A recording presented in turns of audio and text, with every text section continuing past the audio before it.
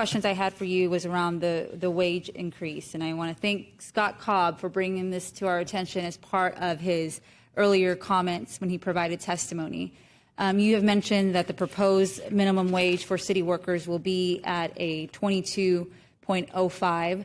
In the question that our office submitted last year, city staff said that it would be at a higher rate for this year. It was projected at a 22.28. And if we went through a 4% increase that the manager is proposing for cost of living adjustments, then our minimum living wage should be at a 22.49. So can you walk us through why the proposal before us today is at 22.05? I will do my best. I look back to see if my friends at Human Resources were here as well. But the policy or the methodology for the living wage increase is to look at CPIU and to determine the living wage increase based on that. In the previous fiscal years, beginning in fiscal year 22, and let me back up. Look at CPIU, but don't go over the across-the-board increase for civilians.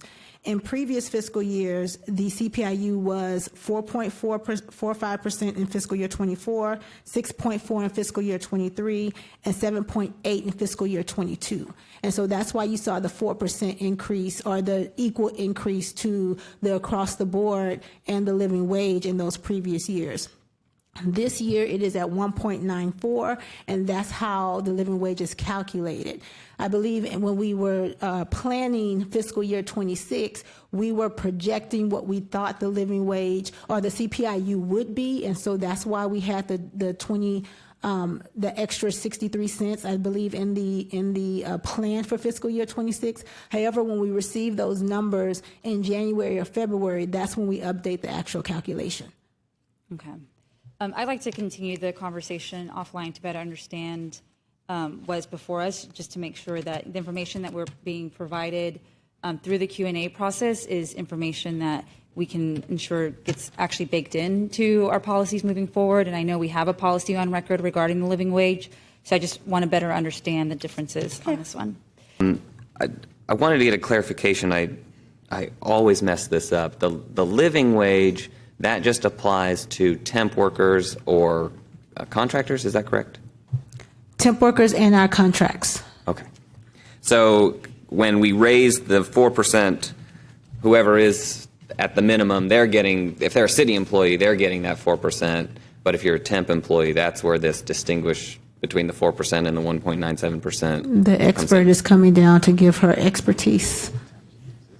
Hi, Rebecca Kennedy with Human Resources. The living wage applies to everyone, so our regular employees as well as our temps and our contractors. So when we raise the living wage, it raises the floor for all of our employees who are paid potentially less than that. But if you're an employee right now who's making 2163, and you're a city employee, you're going to get the 4% bump. Correct. So you're going to go up to 2249. Our methodology has generally been to move them up to the new living wage and then apply the across the board on top of that. That's different than what I knew it to be. Okay, that's a good piece of information to know. So they'll go up to 2205, then get a 4% bump. Correct. Okay, thank you very much.